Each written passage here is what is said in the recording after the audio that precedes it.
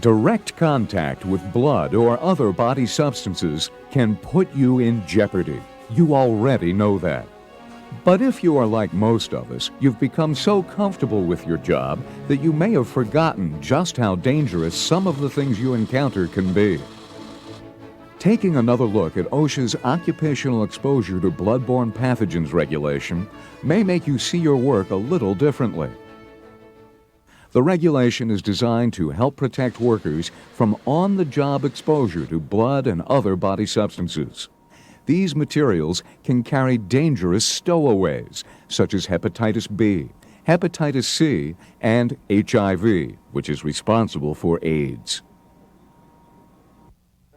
The regulation also reminds us of how many places we can encounter bloodborne pathogens, and it spells out the requirements for a facility-wide exposure control plan as well.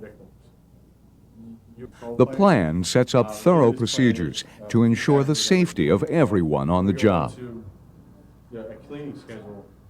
One of the most important aspects of the plan is the use of standard precautions, which treats all human blood and other body substances as if they are known to be infected.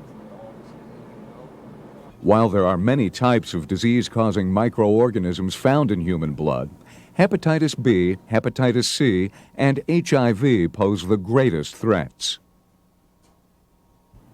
Taking steps to control the spread of HIV is particularly important, since there is currently no vaccine or cure for this virus. The first symptoms of HIV infection are often mild, frequently resembling those of the flu, although many people fail to show any symptoms at all for a decade or more. It is generally believed, however, that those who contract HIV will eventually develop acquired immunodeficiency syndrome, or AIDS.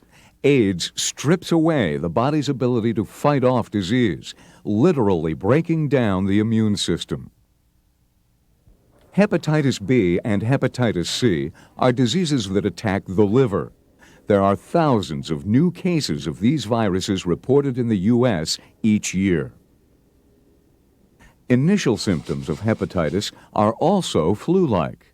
In addition, jaundice, a yellowing of the skin, will eventually appear, as well as a darkening of the urine. However, as with HIV, many victims fail to show symptoms for some time. Hepatitis B, and to a greater degree hepatitis C, can frequently lead to more serious problems, such as cirrhosis and cancer. There is no cure for hepatitis B or C. However, there is a vaccine that can prevent infection from hepatitis B. So it is important that you take advantage of your facility's free vaccination program if your employer feels that you are at risk of exposure to hepatitis B. Unfortunately, there is currently no vaccine for hepatitis C. Bloodborne pathogens are most often transmitted parenterally, when microorganisms present in a substance are accidentally injected into a worker by a contaminated sharp object. Transmission can also occur through breaks in the skin and contact with mucous membranes, such as those found in the eyes, nose, and mouth. In addition to blood itself, you should be cautious of materials such as body substances with blood in them and human tissue. Preventing exposures to all of these materials is a major aim of the OSHA bloodborne pathogens regulation. So, what types of jobs does the bloodborne pathogens regulation apply to? The answer is more than you think. The regulation covers all activities where there is a reasonable chance for exposure. Your employer has compiled a complete list of these jobs in your facility's exposure control plan. For instance, cleaning crews routinely empty trash, clean counters, and scrub floors. Any of these tasks may bring them into contact with discarded blood-soaked bandages or other bloody materials. Housekeeping staff members may find blood and body substances while changing bed linens, or while cleaning operating rooms and examination tables in hospitals and clinics. Workers who receive soiled laundry for processing and cleaning may also find themselves in exposure situations. Employees who are responsible for resupplying first aid kits may occasionally encounter residues from injuries involving blood. Staff members of company health clinics, medical offices, and hospitals routinely see patients who may expose them to blood. And workers involved in emergency first aid, law enforcement, or fire brigades often find exposure to blood difficult to avoid, since they frequently deal with accident victims. These are just a few of the jobs performed every day that put people at risk of exposure to bloodborne pathogens. If you fit into a job category where there's a possibility of exposure, you need to keep your guard up at all times. Now, let's take a closer look at the exposure control plan and how it works. Remember, an exposure control plan is a comprehensive document tailored to fit the special needs of an individual facility. Your facility's plan contains information that is important to your protection, so you should become familiar with the plan yourself. To see a copy, talk to your supervisor or safety officer. Labeling is the most visible requirement in the plan. Biohazard labels are a dead giveaway that danger may be just around the corner. When you see one, be extra careful. Items or surfaces bearing this symbol are suspected of being biologically contaminated. This means there is a good chance that blood or body substances are present, even if you don't see them. You should attach biohazard labels to any materials or equipment that you suspect have been contaminated, such as industrial machines with blood on them, leaking blood sample carriers, or stretchers used for an emergency rescue. Remember, there doesn't have to be proof that something is contaminated, only the probability. Red biohazard bags or containers, such as those used to dispose of regulated hazardous waste, do not always carry the biohazard symbol. The red color alone is considered to be warning enough. Types of regulated waste include potentially infectious materials, such as needles and broken glass, used specimen containers, blood-soaked bandages, bloody table coverings and towels, and contaminated personal protective equipment. Be sure to use biohazard bags, containers, and labels wherever necessary. Ask your supervisor if you have any questions. In addition to labeling, the exposure control plan also sets up a system of controls to reduce exposure to bloodborne pathogens. The first step includes the use of standard precautions, which, as we discussed, means treating all blood and body substances as if they are infectious. Engineering controls will be called for as well. This involves equipment or machinery that can minimize exposure to infectious materials. For instance, tools as simple as a dustpan and broom or tongs can keep you from getting cut by contaminated broken glass.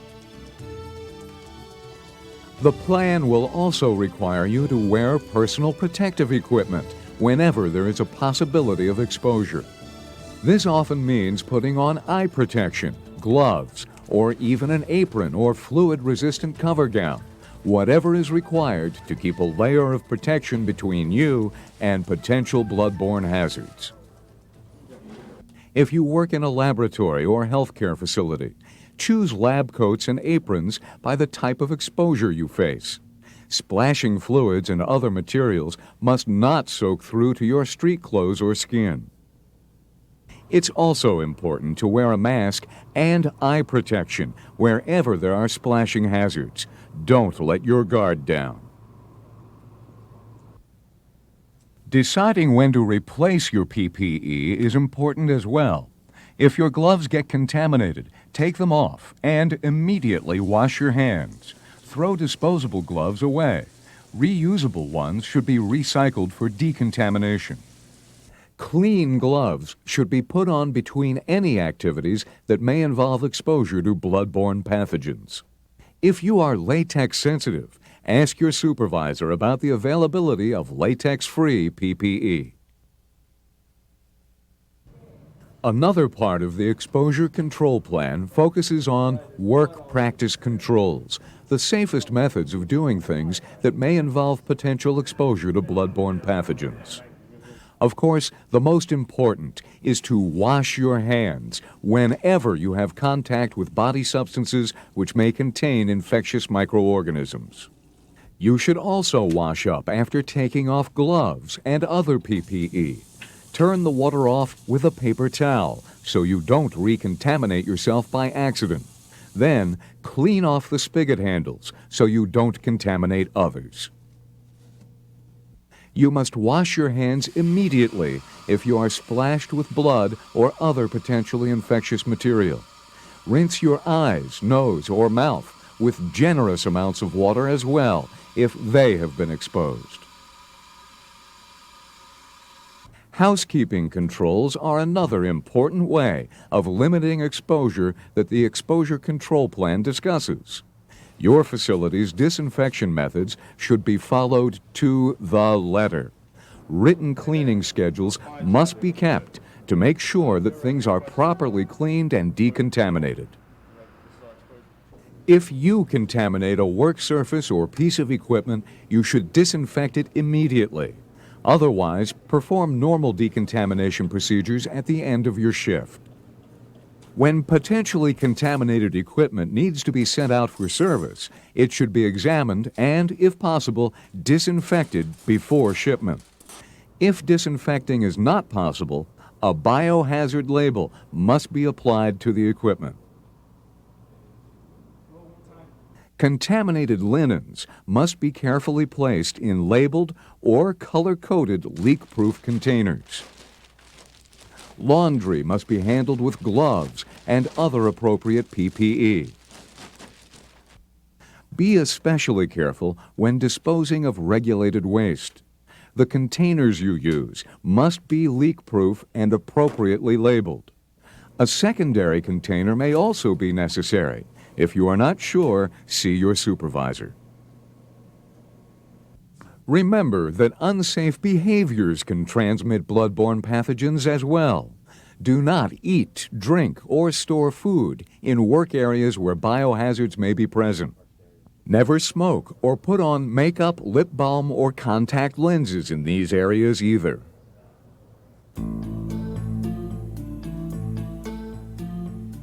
If something goes wrong, and you come into contact with a potentially infectious material, you must act quickly, no matter how slight the exposure. Your exposure control plan will generally tell you to take the following steps. First, take care of yourself. Wash the area of your body that may have been exposed with soap and water. Then, contain any spill and disinfect the area according to your facility's standard operating procedures.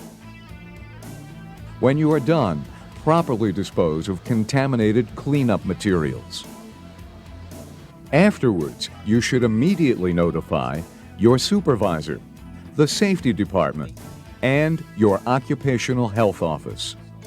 They will ask you to fill out a report describing exactly what happened during the exposure.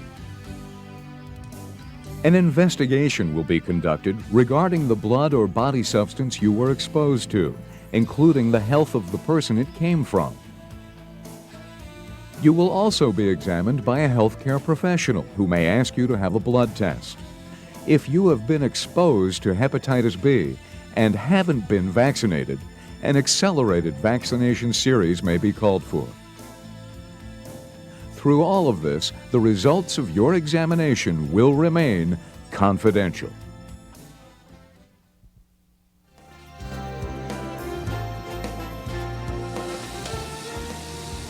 OSHA's bloodborne pathogens regulation has created an increased awareness in all of us. We've seen the potential dangers and heard reports about careless accidents that have exposed other workers. But most importantly, we've learned that by combining safe work practices, engineering controls, and personal protective equipment, we can protect ourselves from bloodborne diseases.